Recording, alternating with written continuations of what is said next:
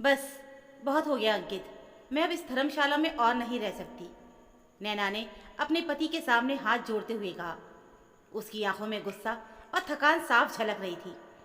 अंकित ने दरवाजे की तरफ देखते हुए फुसफुसा कर कहा, धीरे बोलो नैना, बाहर मम्मी पापा या भाभी सुन लेंगे तो क्या सोचेंगे? सोचने दो, मुझे क्या। मैं यहाँ शादी करके आई थी या पूरे गांव का खाना बनाने और कपड़े धोने।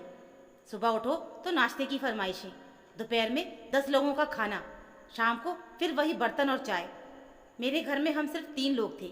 मैंने तो हमेशा यही सोचा था कि शादी के बाद मेरा अपना एक छोटा सा आशियाना होगा, तुम, मैं और हमारी छोटी सी दुनिया। लेकिन यहाँ तो हर वक्त किसी न किसी की आवाज़ गूंजती रहती है। कि तभी दरवाजे पर अंकित की माँ शांति देवी आ खड़ी हुई। उन्होंने सब सुन लिया था। उन्होंने एक ठंडी सांस ली और शांत स्वर में बोली, बेटा अंकित, अगर बहू का दम घुट रहा है तो उसे आज़ादी दे दो। तुम दोनों कल ही अलग फ्लैट में शिफ्ट हो जाओ। मैं तुम्हारा सामान पैक करवा देती हूँ। 2 दिन के अंदर ही अंकित और नैना अपना सामान लेकर शहर के दूसरे कोने में एक नए अपार्टमेंट में शिफ्ट हो गए। जाते वक्त घर में एक अजीब सी खामोशी थी। नैना की जेठानी शिल्पा ने चुपचाप सारा राशन और ज़रूरत का सामान बांध दिया था। नैना को लगा कि ये सब अंदर ही अंदर खुश हो रहे होंगे कि चलो एक बोझ कम हुआ। नए फ्लैट में कदम रखते ही नैना को लगा जैसे उसे जन्नत मिल गई हो। यहाँ कोई सांस टोकने वाली नहीं थी। कोई ससुर सुबह सुबह अखबार मांगते हुए आवाज़ नहीं लगा रहा था, जब चाहे उठो और जब चाहे बनाओ। पहले हफ्ते तो सब कुछ किसी सपने जैसा लगा। नैना ने अपनी मर्जी से घर सजाया, अंकित के साथ लेट नाइट मूवीज़ देखी और वीकेंड पर बाहर खाना खाया। लेकिन आज़ादी का ये नशा ज़्यादा दिन नहीं टिका। 15 दिन बीतते बीतते असलियत सामने आने लगी। एक सुबह नैना उठी तो देखा कि दूध वाला नहीं आया था। उसने झटपट चाय बनाने के लिए सूखा दूध ढूंढा तो वो भी ख़त्म था। अंकित को ऑफिस जाने में देर हो रही थी।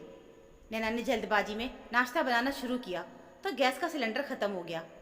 अब दोनों एक दूसरे का मुंह देख रहे थे। अंकित, तुमने सिलेंडर बुक नहीं किया था?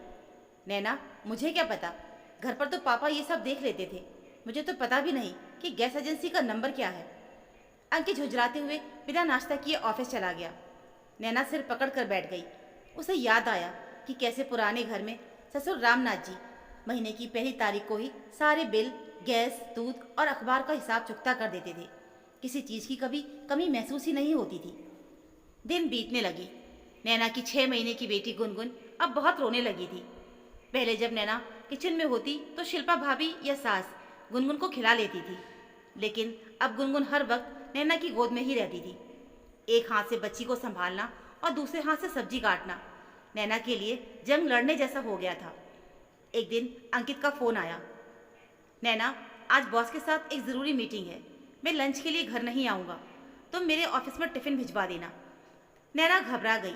समय देखा तो 12 बज चुके थे। गुनगुन सो नहीं रही थी और घर में सब्जी के नाम पर सिर्फ 2 टमाटर और एक प्याज बचा था।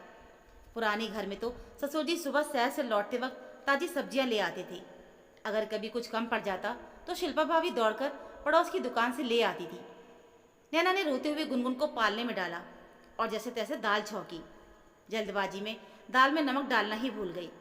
जब उसने टिफ़िन पैक किया तो उसे अपना वो पुराना वक्त याद आ गया जब सास अंकित का टिफ़िन खुद पैक करती थी। 2 तरह की सब्जी, रायता, घर का बना अचार और एक मीठा। आज नैना के टिफ़िन में सिर्फ सूखी दाल और जली हुई रोटियां थी। उसी समय नैना को बुखार चढ़ गया। शरीर टूट रहा था और गुनगुन लगातार रो रही थी। अंकित ऑफिस से लौटा तो घर का हाल देखकर चिढ़ गया। ये क्या हाल बना रखा है नैना? बर्तन सुबह से सिंक में पड़े हैं और बच्ची रो रही है। तुम सारा दिन करती क्या हो? अंकित ने गुस्सा करते हुए कहा। नैना फूट फूट कर रो पड़ी। मुझे बुखार है अंकित, मैं इंसान हूँ, मशीन नहीं। अंकित ने कुछ नहीं कहा और चुपचाप बाहर से खाना ले आया। अगले 3 दिन तक नैना बिस्तर पर ही रही। अंकित ने कोशिश तो की लेकिन उससे घर और ऑफिस एक साथ नहीं संभला। नैना को याद आया कि जब वो पुराने घर में बीमार पड़ती थी तो कैसे सास उसे अपने कमरे में सुला लेती थी। शिल्पा भाभी गर्मा गर्म हल्दी वाला दूध लेकर आती थी और ससुर जी गुनगुन को बाहर पार्क में घुमाने ले जाते थे ताकि नैना आराम कर सके। वहाँ बीमारी में भी महारानियों जैसी खातिरदारी होती थी और यहाँ तो उसे बुखार में भी उठकर अपनी बच्ची के डायपर बदलने पड़ रहे थे। एक दिन नैना अपनी माँ से फ़ोन पर बात कर रही थी। माँ, मुझे लगता था कि मैं वहाँ बहुत काम करती हूँ, लेकिन सच तो ये है कि वहाँ काम बटा हुआ था। यहाँ तो मुझे बाई से लेकर कुक और आया तक सब कुछ खुद ही बनना पड़ रहा है। वहाँ मुझे लगता था कि मेरे पास प्राइवेसी नहीं है, लेकिन यहाँ इस अकेलेपन ने मुझे डिप्रेशन में डाल दिया है। माँ ने लंबी सांस लेते हुए कहा, बेटा, मैंने तुझे पहले ही समझाया था, संयुक्त परिवार एक पेड़ की तरह होता है। बाहर से देखने पे लगता है कि वो हमें धूप से रोक रहा है, लेकिन असल में वो हमें तूफानों से बचाता है। वहाँ तेरी सास जो टोकती थी वो उनका तजुर्बा था, ताने नहीं। तेरी जेठानी जो काम में हाथ बटाती थी वो उसका बड़प्पन था। तूने अपनी आज़ादी के चक्कर में वो छत ही खो दी जहाँ तुझे कभी अकेलापन का एहसास नहीं होता था। नैना की आंखों में आंसू बहने लगे। उसे याद आया कि कैसे शाम को जब अंकित और उसके बड़े भाई ऑफिस से लौटते थे तो पूरा परिवार आंगन में चाय पीता था। बच्चों की किलकारियाँ, बड़ों की ठहाके और वो गर्माहट जो इस बंद और शानदार फ्लैट में कहीं नहीं थी। माँ, मुझे मेरी गलती समझ आ गई। वो शोर नहीं, मेरे घर की धड़कन थी। मैं वापस जाना चाहती हूँ। उसी शाम जब अंकित ऑफिस से लौटा तो उसने देखा कि नैना ने सारा सामान पैक कर लिया है। ये क्या है नैना, हम कहीं जा रहे हैं? अंकित ने हैरानी से पूछा। नैना ने गुनगुन को सीने से लगाया और मुस्कुराते हुए बोली, हाँ अंकित, हम अपने घर जा रहे हैं। इस मकान में मुझे सांस नहीं आ रही। मुझे मम्मी जी की डांट, पापा जी का अखबार पढ़ते हुए टोकना और शिल्पा भाभी की चाय की तलब लग रही है। चलो वापस चलते हैं। अंकित की आंखों में आंसू आ गए। उसने नैना को गले से लगा लिया। अगली सुबह जब अंकित और नैना अपना सामान लेकर पुराने घर के दरवाजे पर पहुंचे तो शांति देवी दरवाजे पर ही खड़ी थी। उन्होंने कुछ नहीं पूछा, बस मुस्कुराकर आगे बढ़ी और गुनगुन को अपनी गोद में ले लिया। शिल्पा भाभी ने दौड़कर नैना के हाथ से बैग लिया और बोली, अच्छा हुआ तुम आ गई। मैं तो तेरे बिना चाय पीने में भी बोर हो रही थी। रामनाथ जी ने अखबार से नजरें उठाई और बोले, बहू, आज नाश्ते में तेरे हाथ के पोहे खाने का मन है। नैना ने अपने ससुर की तरफ देखा। उसकी आंखों से आंसू छलक पड़े।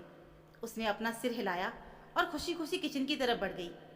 आज किचन में उसे काम का बोझ नहीं, बल्कि उस आत्मीयता का एहसास हो रहा था जिसे वो चकचक समझ बैठी थी। तो दोस्तों, ये थी हमारी आज की कहानी। उम्मीद है आपको ये कहानी ज़रूर पसंद आई होगी। इस कहानी को लेकर आपकी क्या राय है हमें कमेंट में ज़रूर बताइएगा। कहानी अच्छी लगी हो तो प्लीज़ वीडियो को लाइक और चैनल को सब्सक्राइब ज़रूर कर लीजिएगा। मिलते हैं फिर एक और ऐसी नई कहानी के साथ। तब तक के लिए धन्यवाद।